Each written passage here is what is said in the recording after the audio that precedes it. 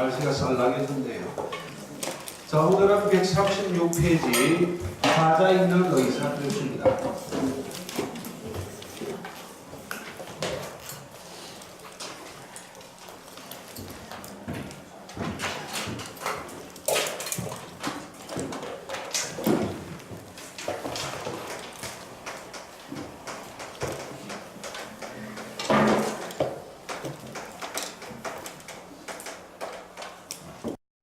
시키는 가장 중심적 요소가 의사표시이기 때문에 법률행위가 유효가 되기 위해서는 의사표시가 정상적이어야 하지 의사표시가 정상적이 아니라면 법률행위 전체에 영향을 미치기 때문에 법률행위도 무효가 되거나 취소할 수 있다고 그랬습니다.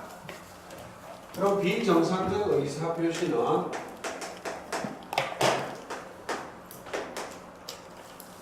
의사표시가 일치하지 않거나 의사표시에 하자가 있는 것을 비정상적 의사표시라고 말합니다. 그때 의사와 표시의 불일치를 민법이 세 가지를 규정해 놓고 있어요. 107조는 진이 아닌 의사표시, 줄여 비진이 표시요. 108조는 통정한 허위의 의사표시, 줄여서 허위 표시요. 109조는 차구에 의한 의사표시. 이 세 가지가 비정상적 의사표시 중 의사와 표시의 불일치라 그랬습니다. 그때 진이 아닌 의사표시는 의사와 표시의 불일치를 표의자가 알고 있다. 통정 허위 표시도 의사와 표시의 불일치를 표의자가 알고 있다. 그러나 착오에 의한 의사표시는 의사와 표시의 불일치를 표의자가 모르고 있다는 차이점이 있습니다. 그럼 진이 아닌 의사표시와 통정 허위 표시는 무엇으로 구별하는 것인가? 예, 통정으로 구별한다 그랬습니다. 통정이 있다면 통정 허위 표시, 통정이 없다면 진이 아닌 의사표시. 자, 여기까지는 지난주의 복습이고 오늘 할 내용이 하자 있는 의사표시가 되겠습니다. 민법 110조는 사기 강박에 의한 의사표시를 하자 있는 의사표시로 규정하고 있습니다. 자, 사기 강박에 의한 의사표시는 의사와 표시의 불일치로 분류되지 않고 하자 있는 의사표시로 분류되는 이유는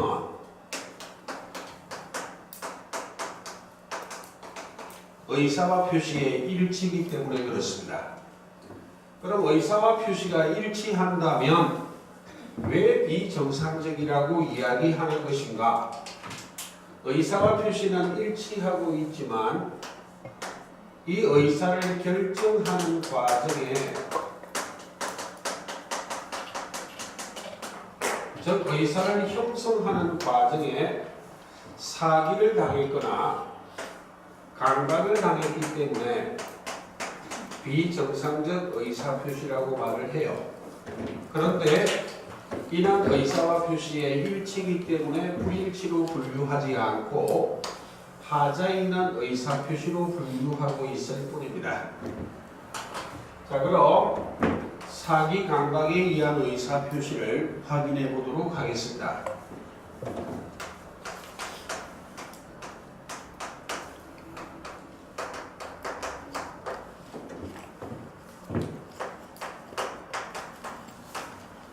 사기 강박에 의한 의사표시.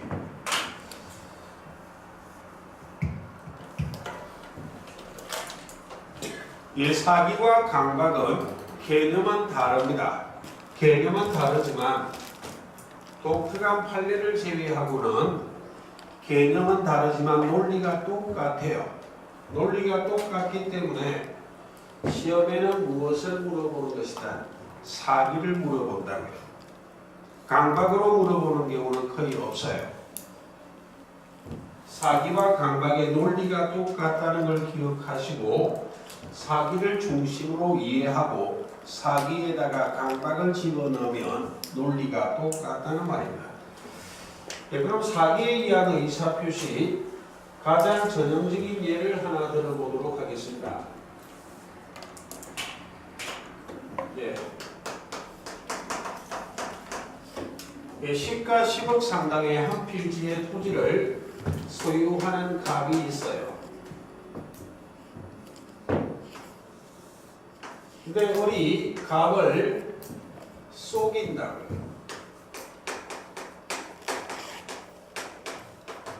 기망행위 하고 있어요. 기망행위란 말이 속여먹는 행위를 말해요. 이 기망행위를 달리 무엇이라고 말한다? 사기라고 말해요. 사기를 당해서 갑이 의사표시를 한다고. 의사표시를 하는 자의 줄임말이 표의자라 그랬습니다. 그리고 을과 거래했다면 을이 상대방입니다. 지금은 제가 상대방의 사기를 예를 들고 있습니다. 가령 속임없는 행위, 기망행위를 예를 든다면 을이 갑을 속여 당신 토지 인근에 혐오시설이 들어올 예정이다. 혐오시설이 들어오는 순간에 지가는 10분의 1로 급락될 수도 있다. 소문나기 전에 빨리 팔아치우는 게 나을 것이다. 하고 속였습니다. 그때 딜딜한 갑이 희망행위인데도 믿어버렸다고. 소문나기 전에 빨리 팔아야지 라는 의사를 갖고 빨리 팔아치우기 위해서는 시가보다는 훨씬 싸게 팔아야죠. 그래서 지가가 10분의 1로 급락될 수도 있기 때문에 빨리 소문나기 전에 반값이라도 팔자라는 마음이 들어 표시를 했다고요. 그럼 당신이 반값에 사겠습니까? 라고 표시를 했습니다. 그래서 갑을 간에 이 시가 10억 상당의 토지를 5억에 매매를 했다. 그럼 이와 같은 매매 계약이 사기에 의한 의사표시가 성립했다면 110조 제1항은 취소할 수 있다고 규정하고 있어요. 사기, 강박에 의한 의사표시는 무엇할 수 있다? 취소할 수 있다고 규정하고 있다.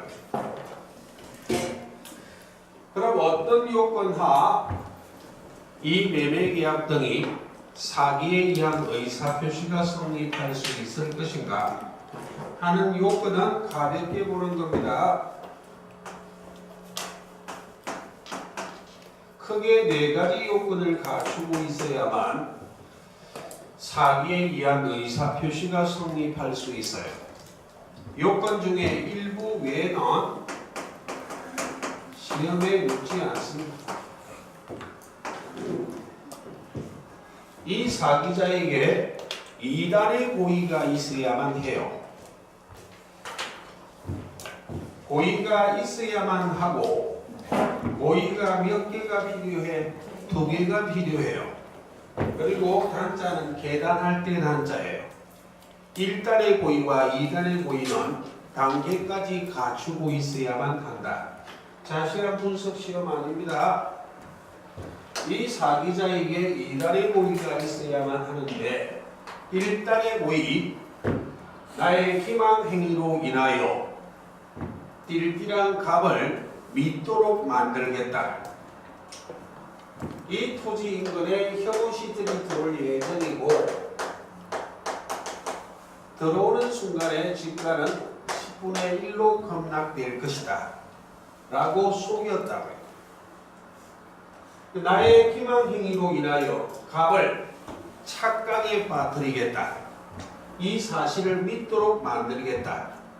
그리하여 10과 10억짜리를 헐값에 팔겠다고 의사표시하도록 만들겠다 하는 두 가지의 고의를 갖고 가볍게 들으시면 돼요. 기망행위로 나아가야만 해요. 속여먹는 행위로 나아가야만 한다. 세 번째는 이 기망행위가 위법해야만 합니다. 고정관념을 깨야만 합니다. 기망행위가 언제나 위법한 것은 아니다 라는 걸 나중에 판례를 할 때 배울 거예요. 기망행위는 위법할 수도 있고 위법하지 않을 수도 있다는 걸 배울 거예요. 자, 맛배기를 하면 지금 할 내용은 아니지만 상품을 선정 광고할 때에는 다소 허위의 과장 광고를 해도 대부분 판례는 위법성이 없다고 말하는 판례도 있어요. 위법성이 있다는 판례도 있지만 무슨 말인지 지금 할 내용은 아니고 단어를 한번 보자는 취지예요. 과거에 대형 백화점에 변칙 세일이 있었어요. 수십 년 됐습니다.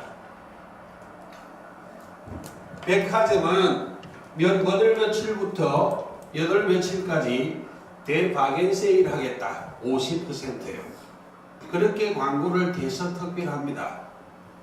그 세일하는 전날 철야 작업해요. 가격표를 다 뜯어고친다고 2배로. 제값 주고 팔아 먹어버렸다고. 이 제값에 팔았는데 무슨 위법성 이런 거 하면 안 되죠. 지혜로운 분들은 백화점 물건들은 정품 세일할 때, 정품 세일이에요. 세일할 때 사버린다고. 거품을 다 빼버리기 때문에. 평상시에 사면 거품이 너무 심해요. 원가가 10만원짜리면 50만원에 팔아 걔들은. 이거 붙고 저거 붙고 배는 몇 개 다 붙기 때문에 제품 가격보다는 훨씬 비싸게 평상시에 산다고. 1년에 한 번씩 백화점 가는 사람들은 혼자서 거품을 다 둘러써 버려요. 1년에 한 번씩 가는 사람은 안에 살아가는 안에 생일날 선물 사러 가잖아요. 딜딜하게. 사오고 욕들어 이제. 세일할 때 가면 이거 10만원밖에 안 하는데 50만원에 사왔기 때문에. 쓸데없어. 백화점에 자주 가는 사람들은 세일할 때 딱 기다리고 있어. 그때 사버린다. 그러니까 가격표를 2배로 뻥튀기를 해버렸기 때문에 실상 매출이 엄청나게 늘어납니다. 세일 기간에는. 그래서 대부분 판례가 사기라 말해요. 대형 백화점의 벽식 세일을. 그렇게 팔아치우면 누가 모를까봐 다 아는데 왜 부모님이 딸내미가 밤새도록 안 오니까 다음날 닥달한다고. 우선 회사가 철야 작업을 다 하느냐고 백화점이. 어젯밤에 밤새도록 가격표 뜯어고칠까 아이가 이런 이야기를 해버린다고. 소문 다 나버렸죠. 그래서 그 백화점 망해버렸어요. 경영 주체가 달라진 모양이에요. 저기 있는 헌세계 백화점이에요. 그럼 다른 사람이 경영하는. 그리고 상품을 선정 광고함에 있어 다소 허위의 과장 분양 광고, 분양 광고예요. 다소 허위의 과장 분양 광고는 위법성이 없다는 게 대부분 판례입니다. 그러니까 우리가 어떤 물건을 살 때는 그 분양 광고를 너무 100% 신뢰하면 안 돼요. 다소 허위의 과장 분양 광고는 대부분 판례가 위법성이 있다 없다? 없다는 거예요. 그런 것들을 나중에 배울 겁니다. 오늘 다 해버릴 수는 없고. 그리고 1단의 고의와 2단의 고의가 인과관계까지 있어야만 사기에 의한 의사표시가 성립할 수 있다고 말합니다. 이 4가지 요건 하 사기에 의한 의사표시가 성립하기 때문에 단순히 어리값을 속였다 해서 모두 사기에 의한 의사표시는 아니다. 그럼 요건 자체를 정확하게 시험에 묻지는 않고 시험에 물어보는 것은 최소한입니다. 자, 맞대기 하면 고의가 둘이 필요하고 1단의 고의와 2단의 고의는 단계까지 있어야만, 단계까지 갖추어야만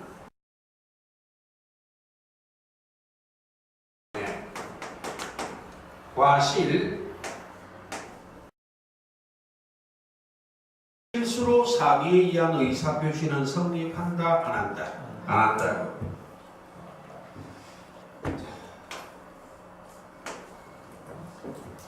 기망행위를 해야만 사기에 의한 의사표시가 성립할 수 있는데, 이 속에 먹는 행위는 단순한 침묵, 부작이라는 용어는 주로 형법에서 쓰는 용어이기 때문에 침묵하고 부작위를 같은 의미로 생각하시면 됩니다. 단순한 침묵도 일정한 요건하 사기, 기망행위가 될 수도 있다는 게 대법원 판례입니다. 입을 딱 다물고 사기칠 수도 있어요. 와, 제주 용하네. 가장 대표적인 예가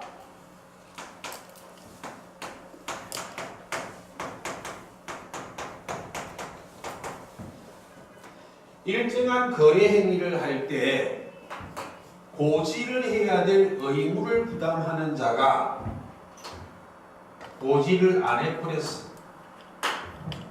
아무 말도 하지 않았는데 사기가 될 수 있다, 없다? 있어요. 나중에 할 판례를 맛보면 요건이 다소 어렵기 때문에 설명하는 겁니다. 모 건설회사가 아파트를 짓고 분양을 하고 있습니다. 근데 아파트를 지을 때 그 건설회사는 분양이 잘 되면 대박나고 분양이 안 되면 쪽박 차요. 대기업에서 하는 건설회사가 아닌 한 분양이 안 되면 거의 건설회사는 망하는 경우도 있어요. 분양이 생명이라고 웬만한 건설회사는. 경영진이 고민을 했다고. 어떻게 해야만 단시간 내 분양을 끝낼 것인가? 가장 핵심이 분양가거든. 분양가를 낮추기 위해서 어떻게 해야만 할 것인지를 고민했습니다. 다들 생각한 것이 지가가 낮은데 아파트를 지으면 분양이 좀 쉽게 될 것이다 라는 생각을 갖고 미친 것들이 공동묘지 옆에다 지었습니다. 생각도 없는 것들이에요. 실제 사건입니다. 판례이기 때문에. 그럼 공동묘지는 주거로서 친화력이 있다, 없다? 없잖아요. 분양이 안 된다고. 분양을 할 때 우리 아파트 인근에는 공동묘지가 있습니다 라는 고지 의무가 있어. 알려야 되는. 입을 딱 다물어 버렸다고. 무엇이 될 수 있다? 사기가 될 수 있다. 그 말입니다. 자, 위법행위에 관련된 복잡한 판례가 나중에 시험의 논점이에요. 조금 맛을 보다 말았는데 나중에 3, 4월쯤에 집중적으로 설명드릴 것. 자, 요건은 이 정도만 일단 가볍게 한번 보시고, 이런 요건은 사기에 의한 의사표시가 성립할 수 있습니다. 사기에 의한 의사표시가 성립했다면 이 법률행위는 취소할 수 있다. 취소하여야 한다가 아니라 왜 할 수인가? 지금 취소권자는 사기에 의한 의사표시를 한 자가 취소권자입니다. 사기에 의한 의사표시를 한 자가 갑이에요. 을이 아니고. 사기자란 말은 사기꾼을 말해.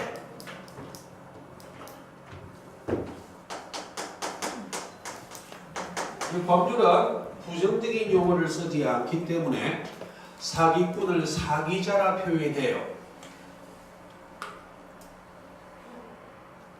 그래서 작년 시험에 9월 말쯤에 이런 문이 있습니다. 사기자를 사기에 의한 의사표시를 한 자의 준말로 알고 있는 분이 있더라고요. 제가 기절할 뻔했어요.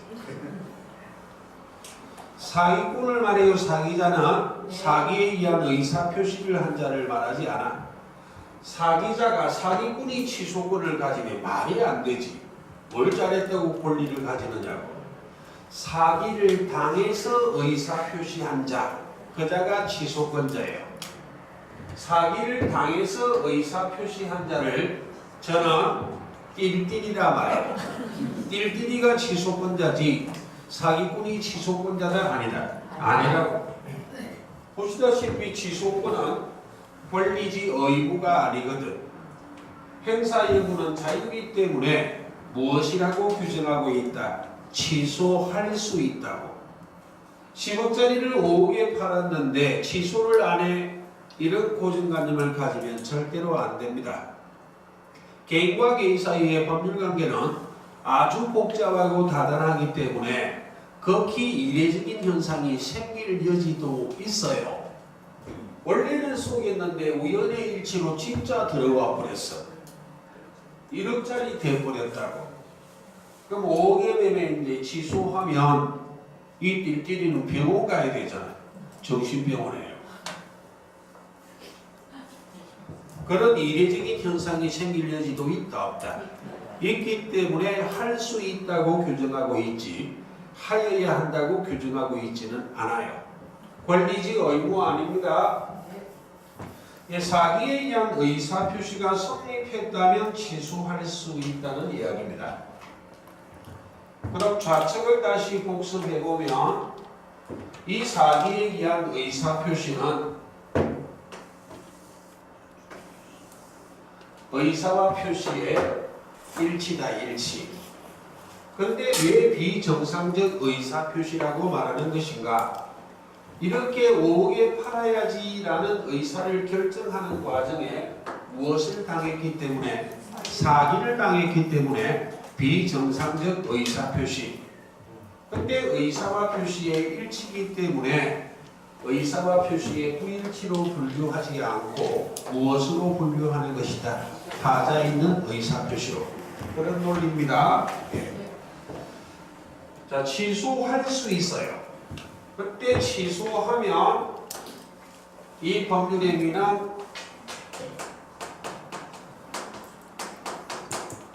소급하여 무효가 된다고. 여기에 소급이라는 이야기는 처음으로 거슬러 올라가서 이런 의미인데 줄여 처음부터란 말입니다. 가령 예를 든다면 매매계약은 1월 1일 날 했습니다. 취소는 2월 1일 날 했어.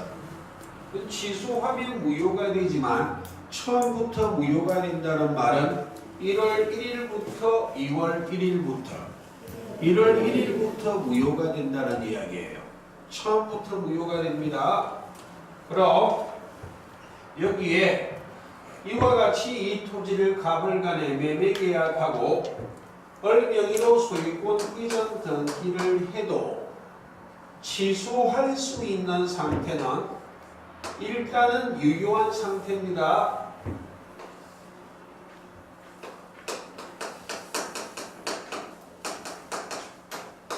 일단은 유효가 유동적인 상태다. 유효가 불확정적인 상태다. 취소하면 무효가 될 수도 있는 유효이기 때문에 취소가 불확정적이에요. 취소권을 가진 자가 취소권 포기해버릴 수도 있습니다. 있기 때문에 일단은 유효한 상태이기 때문에 가불간에 매매하고 소유권 이전 등기하면 이 사기꾼은 일단 무엇을 취득해?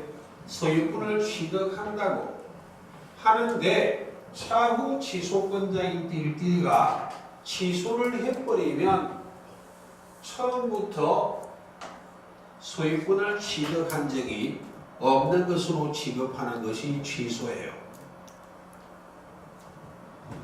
그럼 나중에 물권법을 할 때 이 소유권이 갑에게 복귀 돌아가기 위해서는 이 등기의 말소 등기는 필요 없다고 배울 거예요. 말소 등기 안에도 취소하면 소유권은 누구에게 돌아간 것이다. 갑에게를 배울 거라고. 그래서 이 등기를 방치하고 있는 경우가 있을 수 있어요. 소유권은 이미 누구에게 있기 때문에 갑에게. 그럼 이 을이 자기 명의로 등기된 것을 귀하로 하여 병이란 제3자하고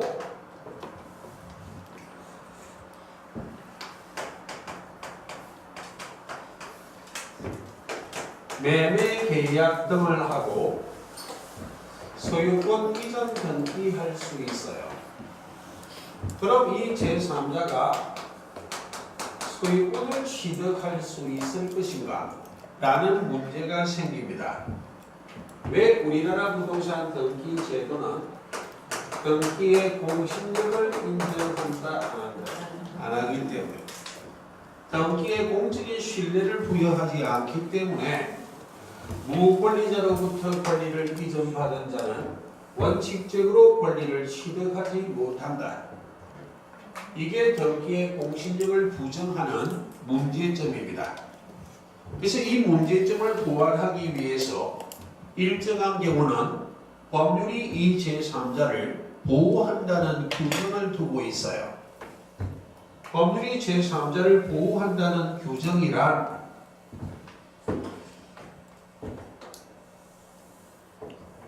사기 강박에 의한 의사표시의 취소는 선의의 제3자에게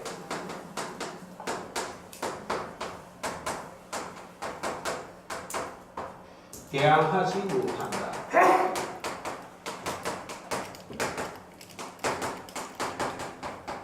지난주에 계속했었는데 또 기억이 가물할까봐 또다시 하고 있어요. 여기에 대항이란 말은 주장이란 일맥상통하는 의미입니다. 이 제3자가 선의이기만 하면 부가실은 요건 아니에요. 부가실이 요건이 아니라는 말은 선의이기만 하면 과실이 있어도 법률상 보호될 수 있다 없다. 있다. 그래서 제3자가 선이라면 법률상 보호되어 무권리자로부터 권리를 이전받았음에도 불구하고 예외적으로 권리를 취득할 수 있다 없다. 있다. 이런 선의의 제3자 보호 규정을 두고 있는 취소는 상대적이다, 절대적이다. 상대적이에요. 무효와 취소를 절대적, 상대적으로 구별하는 기준은 이와 같은 선의의 제3자 보호 규정이 있는지 없는지에 따라 무효와 취소를 절대적, 상대적으로 나누는 것이다. 이런 규정을 두고 있는 무효와 취소는 상대적, 이런 규정이 없는 무효와 취소는 절대적. 그래서 비정상적 의사표시 네 가지는 전부 다 선의의 제3자 보호 규정을 두고 있는 상대적 무효와 상대적 취소다. 라는 걸 이해를 하시면 되겠습니다. 그럼 110조 제1항과 제3항을 설명드렸어요. 지금부터 제2항을 해보자.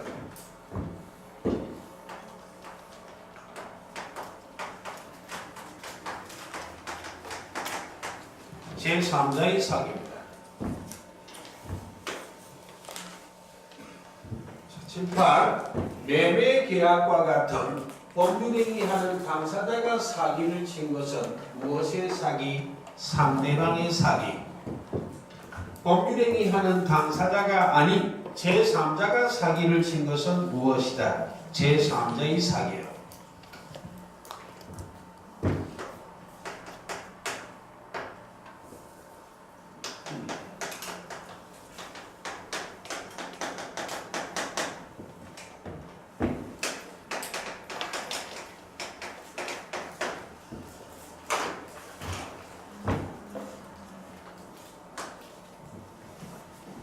나중에는 글이 너무 많아 조금 이해가 되면 약층에서 판사할 거예요. 상대방 있는 의사표시는 상잇의 이렇게 적을 거예요. 나중에는 상대방 있는 의사표시의 제3자에 의한 사기 강박은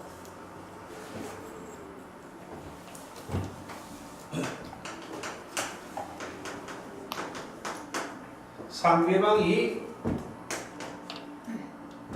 알았거나 알 수 있었을 경우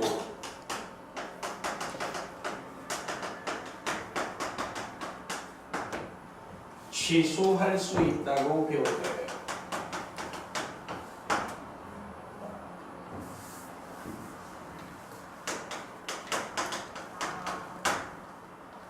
다시 한번 알았거나 라는 말이 악이에요.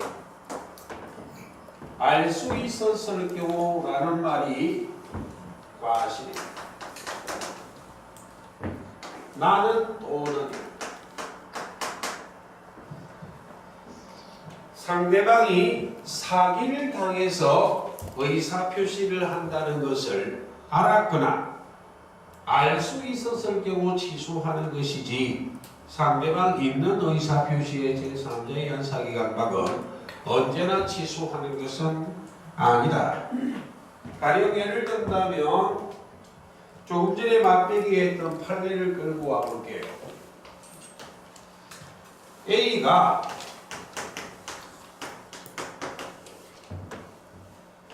갑을 사기치고 있습니다. 그래서 갑을 간에 매매 계약을 하고 있어요.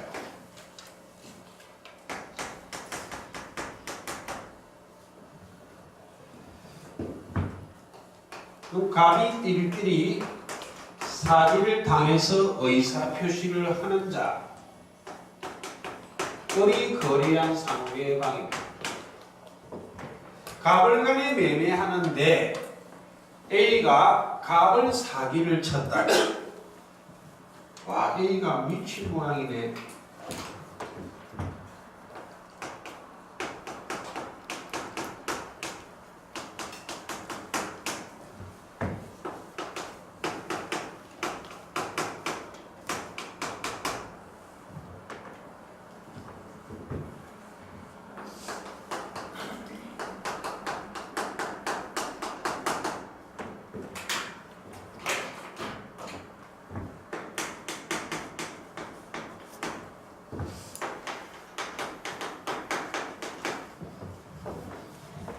대표적인 사건입니다.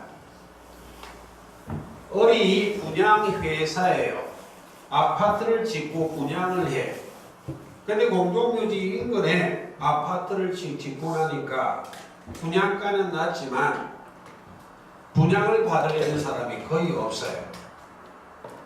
왜 공동묘지는 주거시설로는 적합하지 않기 때문에 혐오시설이라고. 거기에는 분양을 받으려고 한다, 안 한다? 안 한다. 그래서 분양이 안 되니까 그 회사 직원들을 막 동료를 해. 이랬다가 우리 회사 망할 것 같다고. A가 이 분양회사의 건설회사의 피용자입니다. 회사 직원이에요. 이 회사가 사용자 책임을 져야 할 지위에 있는 피용자에 불과한 A가 사기친 것은 제3자의 사기예요.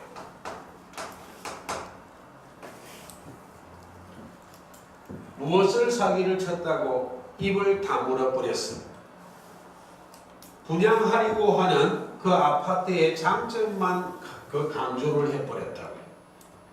우리 회사가 이번에 지은 아파트는 분양가 아주 낮고 공기도 아주 맑고 경치도 죽인다 이거지.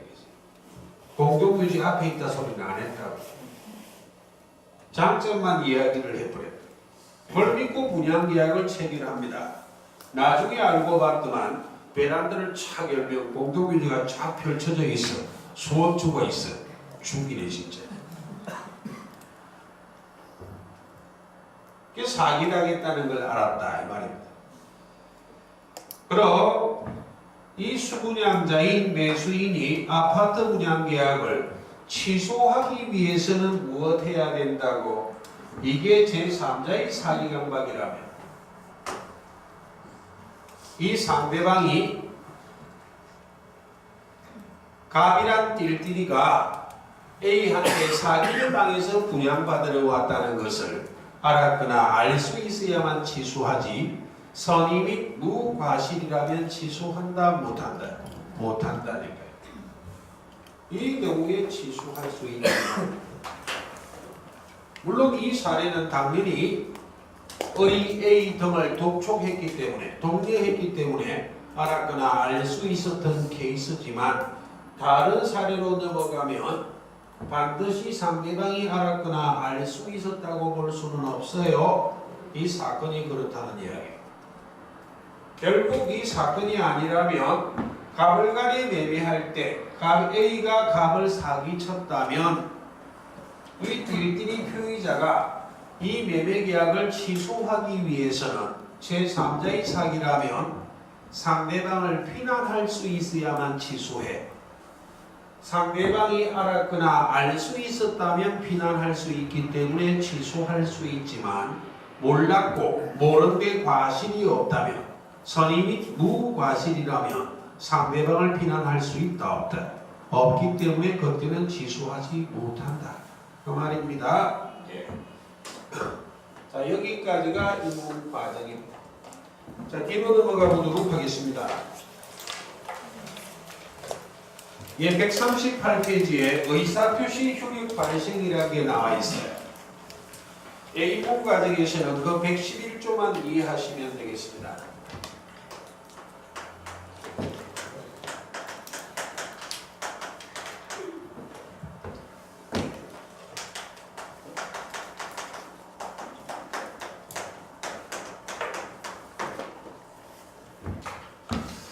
의사표시의 효력이 언제 발생하는 것인가에 대한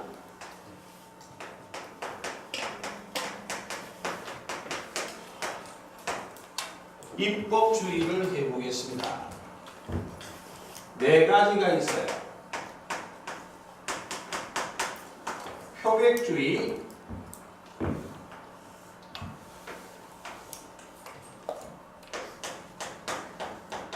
발심주의,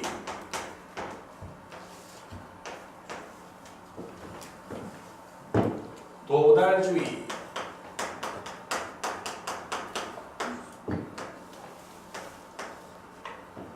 요지주의.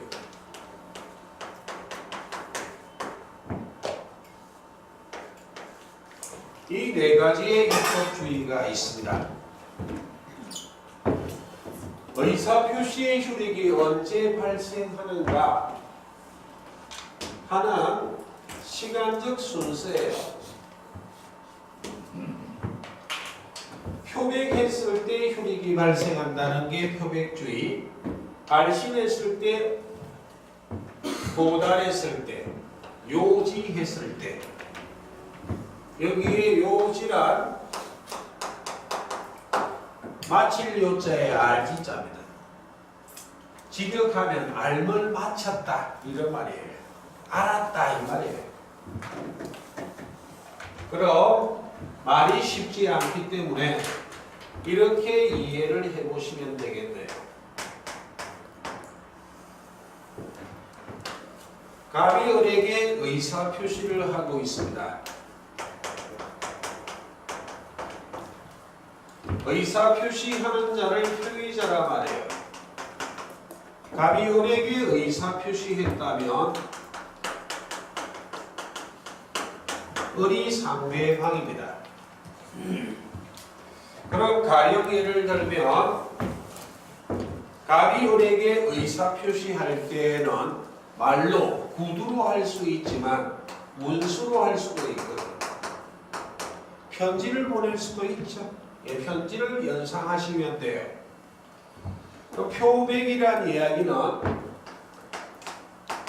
굳이 말하면 편지 작성이 완료된 시점에 의사표시 효력이 발생한다는 이야기. 발신주의는 편지 작성이 완료되면 우체국의 우체통에 투입해야죠.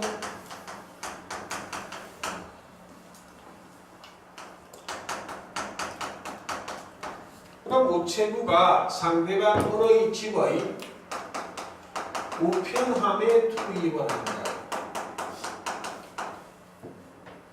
그럼 상대방이 편지를 찢어서 편지를 읽거든. 결국 이게 시간적 순서입니다. 그럼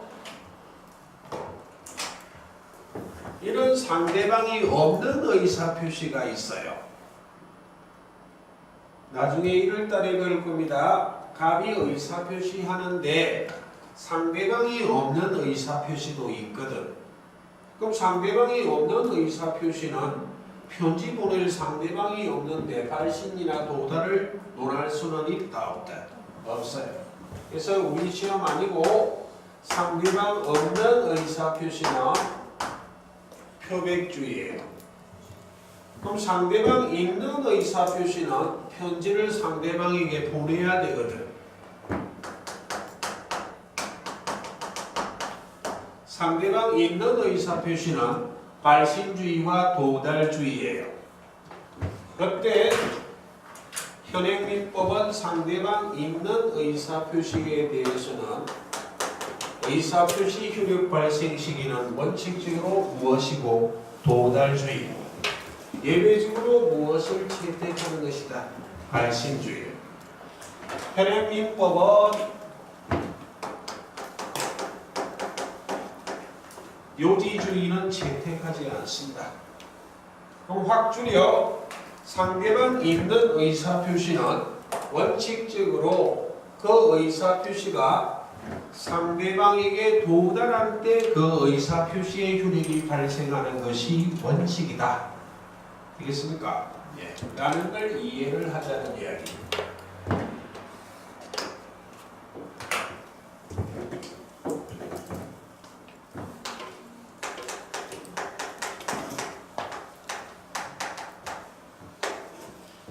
그럼 도대체 도달이 무엇인가에 대해서 우리나라 대법원 판례는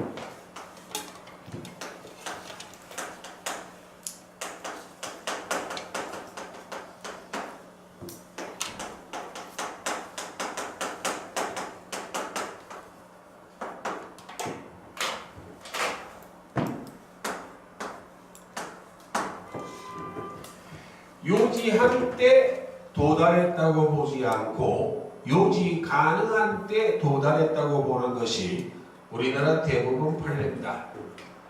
때 시자예요. 그래서 학설은 요지한 때는 때 시자, 요지 시설, 설자가 학설할 때 설자예요.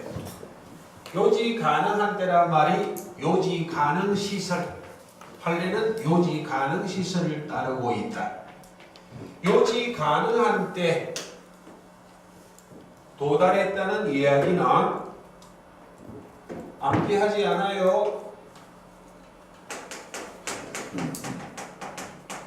그냥 이 말이 가능한 때를 말하는구나 라는 정도만 이해만 하면 돼요. 상대방의 지배권 범위 내에 들어가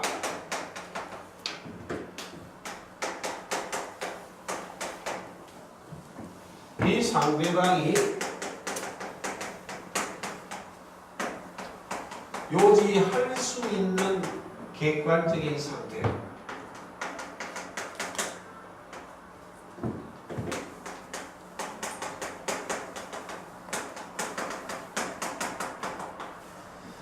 상대방의 지배권 범위 내에 들어가 상대방이 요지할 수 있는 객관적인 상태를 요지 가능한 때라고 말해. 그럼 상대방이 직접 의사표시를 수행할 필요는 있다 없다? 없어요. 그 가족이 편지를 수령해도 도달이라고 할 수 있다 없다? 있다. 요지 가능한 때가 도달이라는 정도를 기억하시고 111조 제2항이 시험 지문에 자주 등장합니다. 만약 표의자가 이 의사 표시를 발신한 후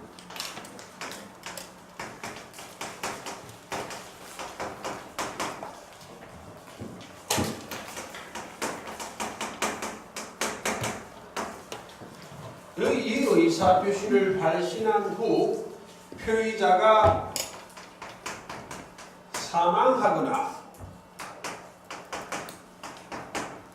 제한 능력자가 됐다.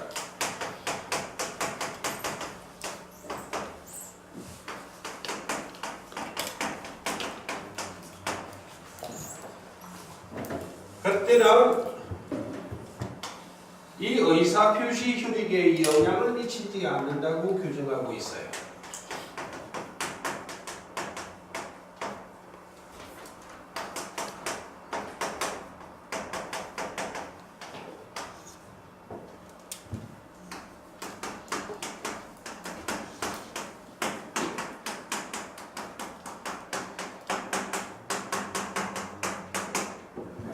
자, 이해를 해보자.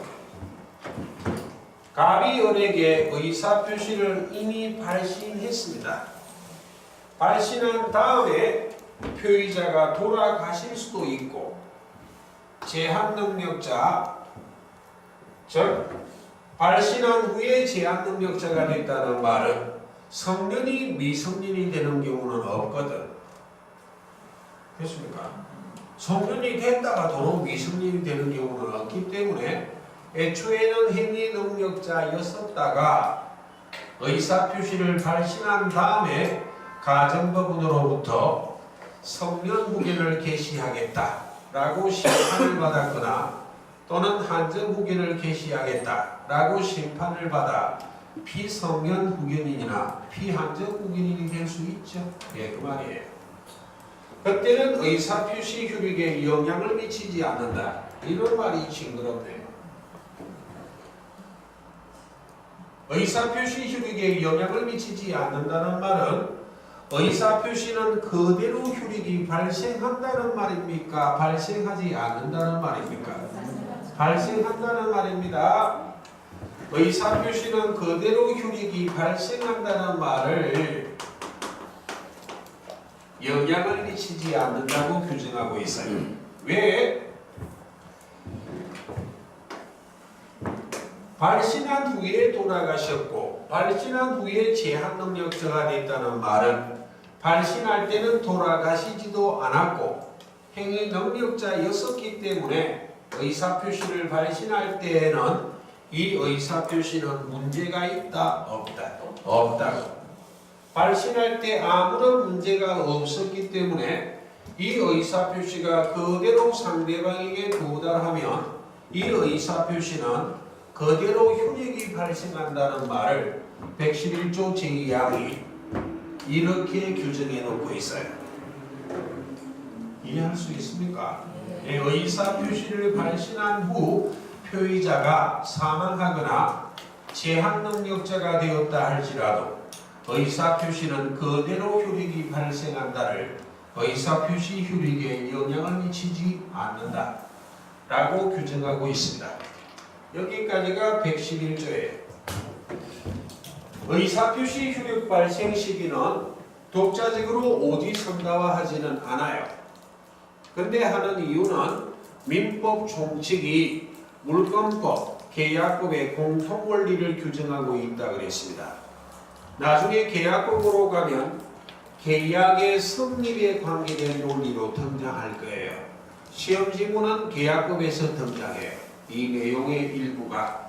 그래서 나중에 1월달에 기본세가 나오면 좀 미진해서요. 거기에 몇 가지를 추가해서 배우고 실질적으로 시험 문제는 계약법의 계약의 성립에서 출제되는 것이 일반적이다. 시험에 안 나온다는 말은 아닙니다. 네, 그렇게 이해를 하시고 자, 첫째 시간은 여기까지 하고 잠시 쉬다가 법률에 대한 얘기를 하도록 하겠습니다. 예, 잠깐만 쉬겠습니다.